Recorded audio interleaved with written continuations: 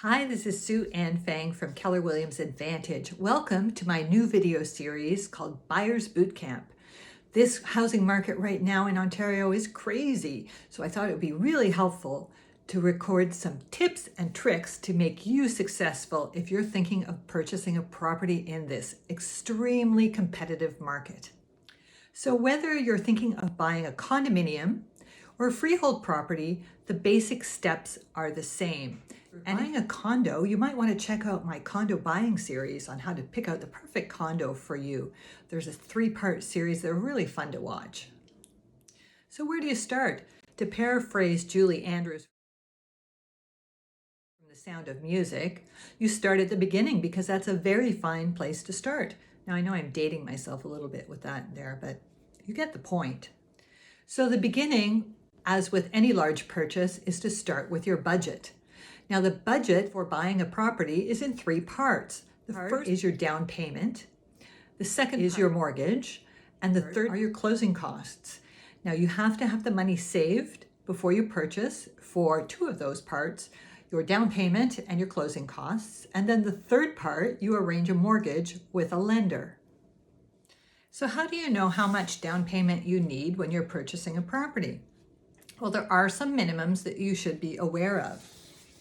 If you have a property that you're buying that is under $500,000, you'll need a minimum of 5% down payment. Any property that you purchase that is between $500,000 and $999,000, you have to pay 10% of the portion between $500,000 and whatever the balance is. And then if you're buying something over $1 million, you have to have 20% down. So let's talk about the down payment first. Your down payment on a purchase is delivered in 2 parts if you're buying resale. The first part is the deposit, which you need to deliver to the seller's realtor within 24 hours of an accepted purchase and sale agreement. The second part of the down payment is delivered on the closing day. So now you've saved the down payment money because you know how much is required. How do you pay that? Well, 5% of that down payment money is paid as a deposit, and that deposit is needed 24 hours after you purchase a property. Why is that 24 hours super important to know? Lots of people have their down payment money saved in RSPs or in banks like Tangerine Financial, where you don't have a physical bank to go and get a bank draft from. So you need to make sure that you have that deposit money available for when you're going to be purchasing so you can deliver it the next day. All right, now you understand how a deposit and down payment works.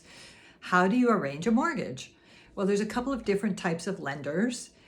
One of them is a mortgage professional at a bank, and they work for the bank, but you can arrange a mortgage through them. The second type of lender is a mortgage broker, and they're independent professionals like me that run their own business, and they work for you. They're able to take your mortgage application and shop it around to different financial institutions to get you the best deal. So here's my first pro tip. Make sure you go to a mortgage lender at the bank and also visit with a mortgage broker that's an independent contractor. Ask them not only what rates they can give you, but if they have any special features of the mortgage, like early prepayment schedules or a low cost to break the mortgage should you be in a circumstance where you have to sell. Make sure you have all the information before you commit to a lender. Understand when you're going to meet with a mortgage professional, they're going to ask you a bunch of financial questions. So make sure that you have at your ready proof of income, some tax statements, and discuss with them any outstanding loans like car loans that you might have so that they can have a full financial picture before they can commit to what type of mortgage you'll be approved for. And if you have what's called a high ratio mortgage, so you're paying less than 20% down, the difference between your down payment and the 20% is subject to some insurance charges because the banks need to have that insured by a separate company. Typical companies that do that are CMHC or Genworth Financial. And they will blend that into your mortgage so you don't have to worry about any of that. The banks will walk you through it, or your mortgage broker will walk you through it when you're going through all the rates. Lastly, we're going to talk about closing costs. So there are a couple of closing costs that you need to think about. The biggest one is land transfer tax. Now, the government is going to charge you land transfer tax when you purchase a property in Ontario. As a rule of thumb, the Ontario land transfer tax is about 1.3% of your purchase price. If you're buying in the city of Toronto, there's another 1.3% approximately added on to that, as the city has a surcharge. If you're a first-time home buyer, you will be able to get some credits back to that, which will be applied on closing, and those credits would amount to about $4,000 or $5,000.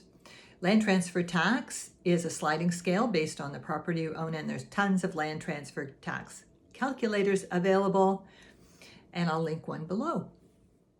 So thanks for sticking with me. Now you know the financing basics and the 3 things that you need to do when you purchase a home to budget for: your down payment, your mortgage, and your closing costs.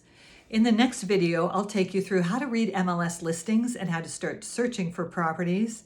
And in the last video, I'm going to go through all the steps in putting together a successful offer. Thanks so much for watching, and be sure to subscribe.